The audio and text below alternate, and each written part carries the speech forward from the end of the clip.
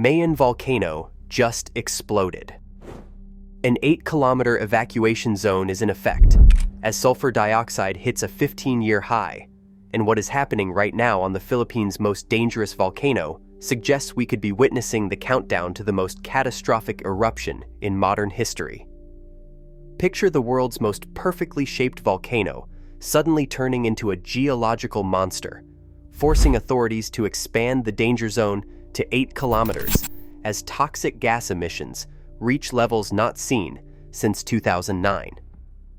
We are talking about 4,970 tons of sulfur dioxide pouring out every single day, a poisonous cloud so massive it can be seen from space and is choking entire communities.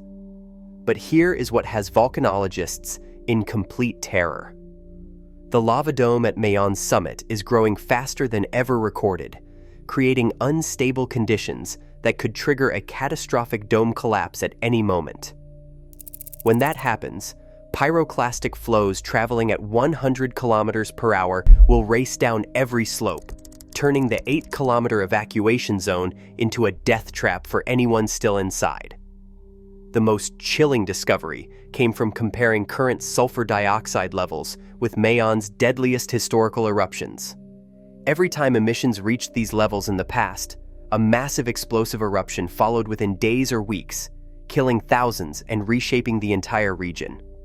Is Mayon's record-breaking gas output the final warning before a mega eruption that could devastate the Philippines, or are we already too late to prevent a volcanic catastrophe that could affect millions of people across Southeast Asia? The breaking point came on January 9th, 2026, at 2:15 in the afternoon local time. Philippine authorities made the decision that sent shockwaves through Albay province. The permanent danger zone around Mount Mayon expanded from 6 kilometers to 8 kilometers. That announcement was not a precautionary measure. It was an emergency response to volcanic behavior that crossed critical thresholds scientists had been monitoring with increasing dread. Just 72 hours earlier, a 6-kilometer radius had seemed sufficient. The math behind the expansion reveals the scale of escalating danger. A 6-kilometer danger zone encompasses roughly 113 square kilometers. An 8-kilometer zone covers approximately 201 square kilometers. The expansion nearly doubled the threatened area, pulling thousands more people into mandatory evacuation orders practically overnight. The trigger was specific and terrifying. Pyroclastic flow modeling conducted throughout January 8th and 9th showed debris traveling beyond the 6-kilometer boundary during multiple collapse events. Scientists recorded flows reaching 6.8 kilometers on the southeastern flank. Then flows reached 7.2 kilometers through Bonga Gully. The volcano was demonstrating reach that exceeded existing safety margins. Governor Noel Rosal announced the expansion during an emergency press conference, explaining that at least 12 additional barangays now fell within the mandatory evacuation zone. Communities that had watched the crisis from what they believed was a safe distance suddenly found themselves in the direct path of potential destruction. Towns including Santo Domingo, the outer districts of Daraga, and portions of Kamalig joined the evacuation list. The numbers escalated brutally. The original 6-kilometer evacuations displaced 3,476 people from 952 families.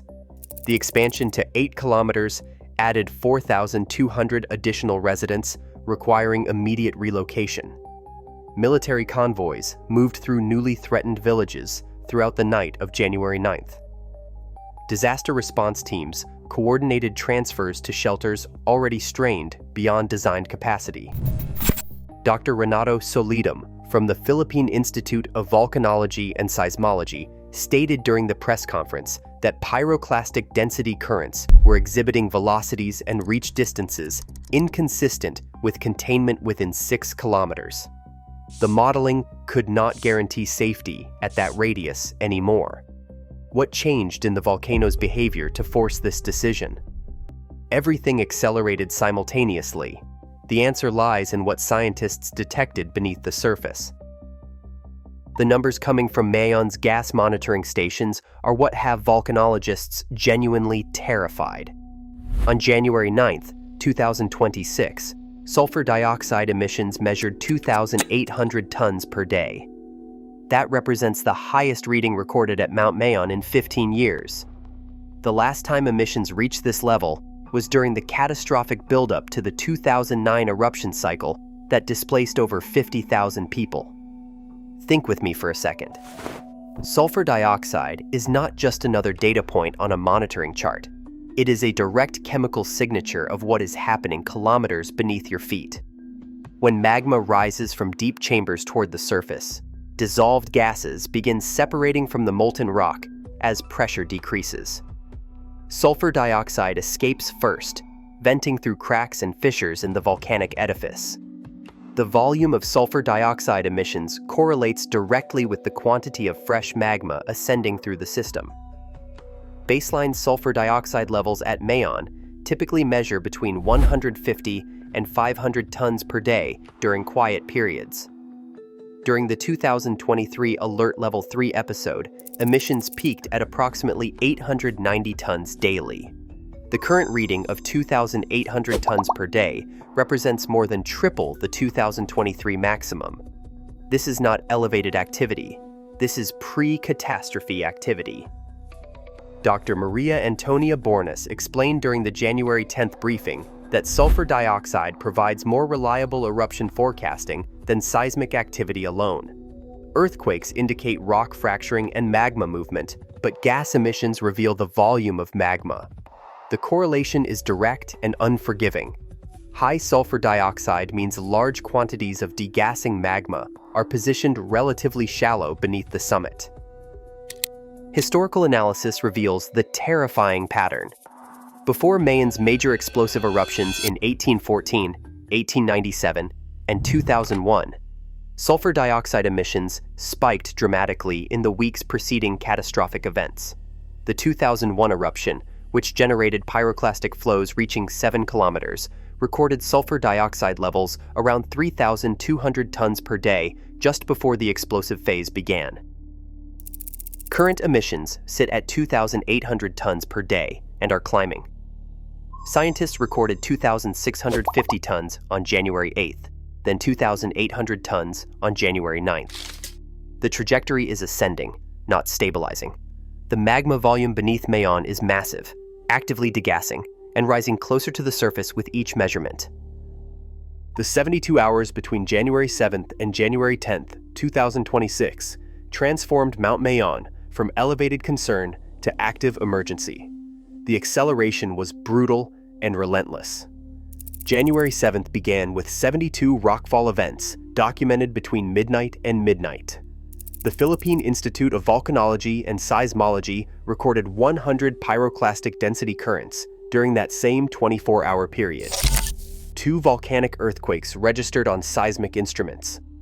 Those numbers already represented an intensity rarely documented at any volcano on Earth. January 8th escalated further. Monitoring stations tracked 89 rockfall events. Pyroclastic flows increased to 127 separate collapse events. The ash plume rising from the summit reached 1,800 meters, approximately 5,900 feet, drifting southwest across Albay province. 4 volcanic earthquakes shook the edifice, measuring between magnitude 1.8 and 2.4. Cameras captured crater glow intensifying after sunset, the incandescent lava dome radiating heat visible from dozens of kilometers away. Then came January 9th, when everything changed. Scientists recorded 143 rockfall events in 24 hours. Pyroclastic density currents reached 156 separate collapse episodes. The largest single explosive event occurred at 3:47 p.m., generating an ash column that shot 3,200 meters into the atmosphere, roughly 10,500 feet. This explosion produced a pyroclastic surge that traveled 7.2 kilometers down Bonga Gully, the event that directly triggered the evacuation zone expansion decision. Seismic activity spiked to 7 volcanic earthquakes on January 9th, the highest daily count recorded since monitoring intensified in December 2025. The dome growth rate accelerated measurably. Thermal imaging revealed the lava dome expanding at approximately 15 cubic meters per hour, accumulating unstable material faster than gravitational collapse could shed debris. January 10th showed no signs of deceleration. By noon, instruments had already documented 67 rockfall events. Pyroclastic flows continued at rates exceeding 10 per hour during peak activity periods. The volcano demonstrated no rest cycles, no breathing periods, no indication that internal pressure was decreasing. Compare this 72-hour sequence with the entire month of December 2025. December recorded 599 rockfall events total across 31 days. January 7th through 9th alone produced 304 rockfalls in just 72 hours. The volcanic system is accelerating exponentially. Dr. Teresito Bacolcol emphasized during the January 10th briefing that each explosion teaches scientists something terrifying about the magma volume and pressure building beneath the summit. The pattern recognition is clear and unforgiving. Mayon is not settling into stable extrusion. The volcano is building towards something bigger. The expansion from 6 to 8 kilometers forced 12 additional barangays into mandatory evacuation status practically overnight. Santo Domingo, previously monitoring the crisis from perceived safety, suddenly found entire neighborhoods within the danger zone. Daraga's outer districts received evacuation orders affecting approximately 1,800 residents. Portions of Camalig municipality, including Barangay Libad and Barangay Sua, joined the emergency displacement list. The geographic mathematics are stark and unforgiving. A 6-kilometer radius danger zone encompasses 113 square kilometers. An 8-kilometer radius covers 201 square kilometers. The expansion added 88 square kilometers of threatened territory, nearly doubling the area under mandatory evacuation orders. Governor Noel Rosal announced on January 10th that the expanded zone displaced an additional 4,200 people from approximately 1,150 families.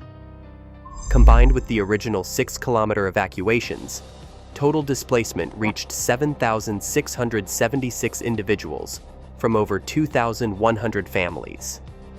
The evacuation shelter system, designed for a maximum capacity of 5,000 people, now housed nearly 8,000 displaced residents. Military convoys moved through newly threatened communities throughout January 9th and 10th. The Armed Forces of the Philippines deployed an additional 350 personnel to assist with evacuations. Police forces coordinated traffic management as hundreds of vehicles carrying families and essential belongings clogged roads leading away from the volcano. Disaster mitigation teams established 6 new emergency shelters in Legazpi City and Tabaco City to accommodate the overflow. The economic devastation expanded proportionally. Approximately 3,400 additional hectares of agricultural land now fell within the 8-kilometer zone. Coconut plantations, rice paddies, and vegetable farms, representing millions of pesos in crop value, sat abandoned. Businesses in Santo Domingo and Daraga closed. The Albay provincial government estimated economic losses from the expansion at 180 million pesos per day. Barangay Captain Ricardo Santos from Santo Domingo described the psychological impact in a January 10th interview.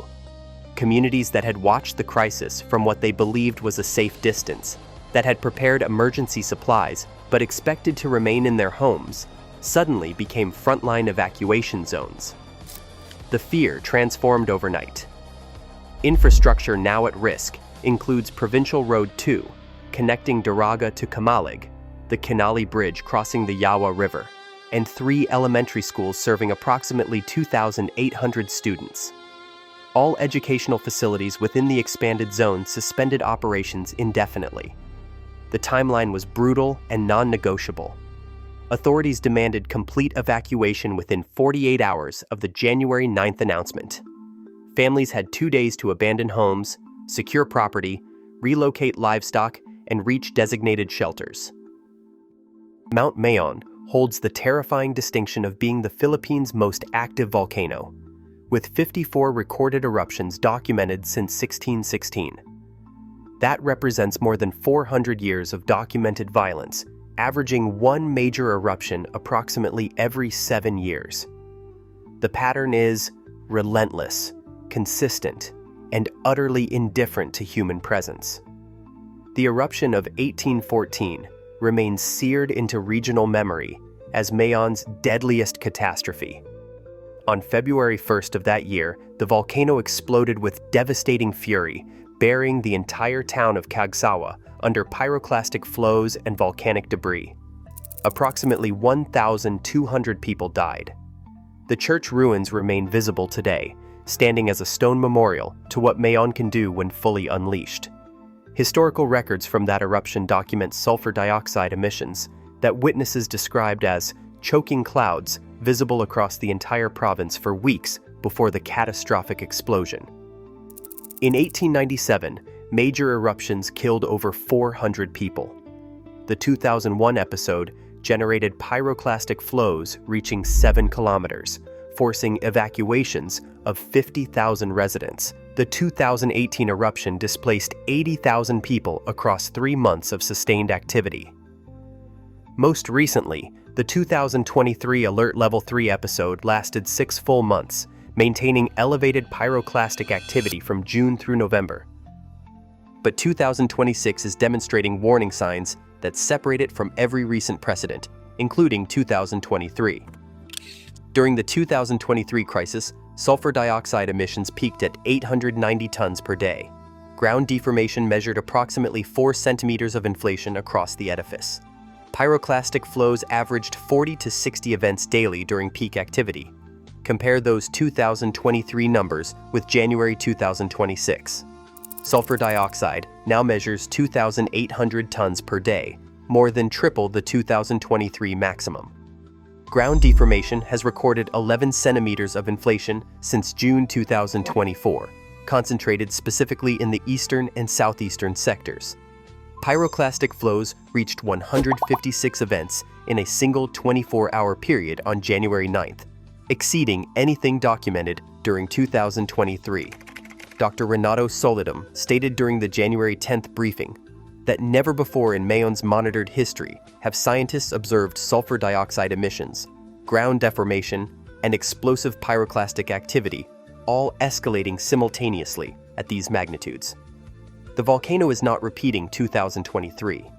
It is demonstrating behavior that mirrors pre-catastrophic patterns from 1814, 1897, and 2001. The historical lesson is clear and brutal. When multiple warning indicators align, Mayon delivers devastation. The current situation involves partial dome collapses, generating over 150 pyroclastic density currents daily. But the worst-case scenario involves complete dome failure in a single catastrophic event. Warning time could be 0. If a massive section of the lava dome gives way suddenly, a pyroclastic density current would form instantly. Temperatures would exceed 1,000 degrees Celsius.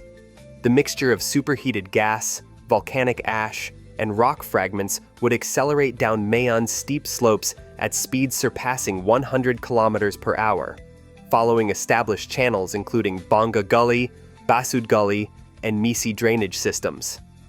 Within the first 5 minutes, pyroclastic flows would reach 3 to 4 kilometers from the summit.